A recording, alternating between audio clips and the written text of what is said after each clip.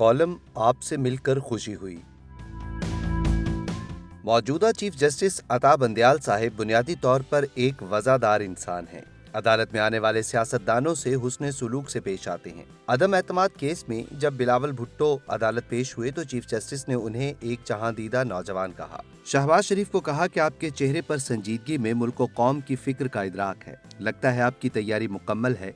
अच्छा लगा। ख्वाजा साद रफीक और सिराजुल हक के लिए भी अच्छे अल्फाज का इस्तेमाल किया। ये बात जहन में रहे कि ये सियासतदान किसी करप्शन केस या नक्शे अमन की वजह से पेश नहीं हुए, लेकिन इमरान खान को देखकर चीफ जस्टिस का ये कहना कि आपको देखकर खुशी हुई ने एक नई बहस को जन्म दे दिया है। पहली बात ये कि इमरान खान किसी सियासी केस में पेश नहीं हुए थे। वो अल-कादिर ट्रस्ट में मुबैना करप्शन केस में नैब में जेरे हिरासत थे। सुप्रीम कोर्ट ने उनकी गिरफ्तारी के मकाम को जवाज बनाकर गिरफ्तारी के तमाम तर अमल को रिवर्स कर दिया। अदालत से गिरफ्तारी तकनीकी बुनियादों पर गलत थी, लेकिन नैब ने खान साहिब को करप्शन केस में गिरफ्तार किया था। खान साहिब पर इल्जाम है कि उन्होंने बतौर वजीर आजम एक प्रॉपर्टी टाइकून की मनी लॉन्ड्रिंग के पैसे को बजरिया काबीना उनके जुर्माने के पैसों में जमा कराया और उसे 60 अरब का फायदा पहुंचाया। इस पर मुस्लिम लीग नून के कायद मियां नवाज शरीफ ने कहा कि चीफ जस्टिस को कहना चाहिए था कि आप कौम का 60 अरब लूट कर आए हैं। आपसे मिलकर बहुत खुशी हुई। बाद अज़ां इमरान खान ने इस प्रॉपर्टी टाइकून से अल-कादिर यूनिवर्सिटी के लिए 60 एकड़ जमीन ली, जिसकी मालियत 7 अरब रुपए बनती है। ये इनायात और नवाजिशें सिर्फ इतनी ही नहीं हैं। इससे कबल नैब के सियासी मुल्जिमान आसिफ जरदारी, आगा सिराज और हमजा शहबाज और दीगर को बख्तर बंद गाड़ियों में अदालतों में पेश किया जाता रहा। इमरान खान को मर्सिडीज में लाया गया, जजेस गेट से दाखिला दिया गया, गिरफ्तारी रिवर्स की गई। रात को सुप्रीम कोर्ट के सरकारी मेहमान का दर्जा दिया गया। कहा गया दोस्तों और फैमिली से गप्पे लगाएं, बेफिक्र रहें। अगले दिन इस्लामाबाद हाई कोर्ट से उस वक्त तक रवाना नहीं किया गया जब तक किसी भी किस्म की गिरफ्तारी से बचने का कागज नहीं थमा दिया गया।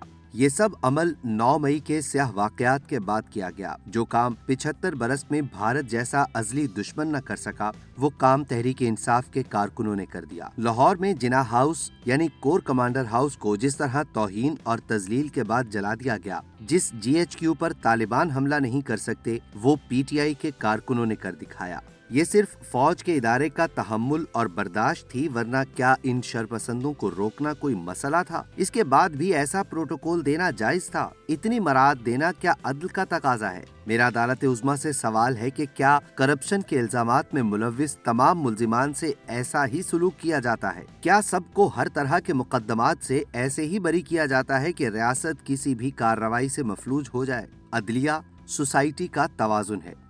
अगर तराजू का पलड़ा किसी एक की तरफ झुक जाए तो नाइंसाफी कहलाती है। इस बार बादियुन नजर में ये महसूस होता है कि रियासत पाकिस्तान के साथ नाइंसाफी की गई है। फौज की इज्जत सिर्फ किसी एक इदारे की इज्जत नहीं, बल्कि पूरी कौम का वक़ार है। एक पार्टी ने इसे जलाकर खाक में मिलाने की कोशिश की है। इन वीडियोस ने दुनिया की सबसे बहादुर फौज का मजाक उड़ाया है। भारतीय तज्जियाकार इमरान खान की तारीफें कर रहे हैं कि अब भारत को कुछ करने की जरूरत नहीं है। तहरीक इंसाफ के तोड़ फोड़ जलाओ घिराव से जहां मुल्क का अमन, इज्जत और वक़ार मजरू हुआ है, वहीं कौमी इमलाक को बेपनाह नुकसान पहुंचाया गया है, जिसके ताहाल तखमीने सामने आ रहे हैं। सिर्फ पंजाब में 600 करोड़ का नुकसान हुआ। अवामी मंसूबे, मेट्रो बस स्टेशन में तोड़ फोड़ से 80 करोड़ का नुकसान पहुंचाया गया। इस्लामाबाद में 25 करोड़ की इमलाक जला दी गई। मुल्क भर में इंटरनेट बंद रहा ताकि शरपसंदों के झूठे प्रोपेगेंडे से कौम को महफूज रखा जा सके, लेकिन इसके बाइस मुल्क को लगभग 150 करोड़ का नुकसान उठाना पड़ा। गाड़ियां, दफातर, पब्लिक मकामात को जलाना किस जमहूरी जमात का तर्ज अमल है? ऐसा तो सिर्फ पुरतशद्दुद जमातें ही करती हैं। इमरान खान ने अपने वर्करों, सपोर्टरों और वोटरों का रवैया पुरतशद्दुद बना दिया है। लंदन में रोजाना मियां नवाज शरीफ के घर के बाहर तमाशा लगाया जाता है। वहां रहने वाले, वहां की इंतजामिया और आम शहरी तहरीक इंसाफ के मुतशद्दिद कारकुनों से तंग हैं। मुल्क की बदनामी अलग, इसे रोकना तो कुजा, हमने इसे मुल्क की सबसे आला कुर्सी पर वजीर आजम बनाकर बिठा दिया। रियासत ने दुरुस्त फैसला किया है। हमलावरों के मास्टरमाइंड, उकसाने वाले और अमल करने वालों को दहशतगर्द करार दे दिया है। अब मिलिट्री कोर्ट्स के जरिए उन्हें मंतकी अंजाम तक पहुंचाना बाकी है।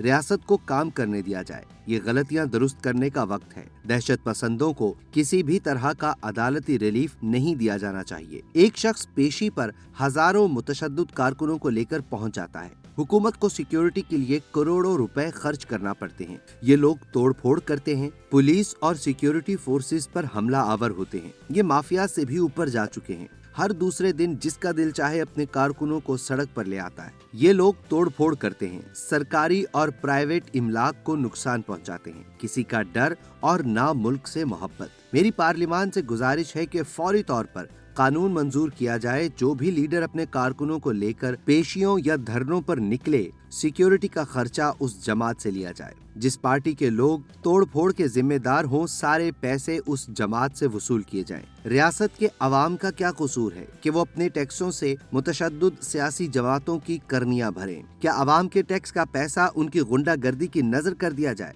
अरबों रुपया VIP सिक्योरिटी पर खर्च किया जाता है। यही लोग रिटायरमेंट या इख्तदार से निकलने के बाद सड़कों पर अकेले घूम रहे होते हैं। उस वक्त इन्हें कोई खतरा नहीं होता। अवाम के टैक्स पर VIP कल्चर का बोझ खत्म करें। अगर रियासत बचानी है तो कुएं से डोल निकालने से कुछ नहीं होगा, बल्कि VIP कल्चर और कानून से बालातर अशराफिया का कुत्ता निकालना पड़ेगा, जो रियासत के वजूद के लिए असल खतरा है। जो भी ये कर पाएगा उसे अवामी हिमायत मिलेगी। फिर अवाम कहेंगे आपसे मिलकर खुशी हुई। ये और इस तरह की वीडियोस देखने के लिए हमारे चैनल को लाइक कीजिए, सब्सक्राइब कीजिए और अपने दोस्तों के साथ शेयर कीजिए।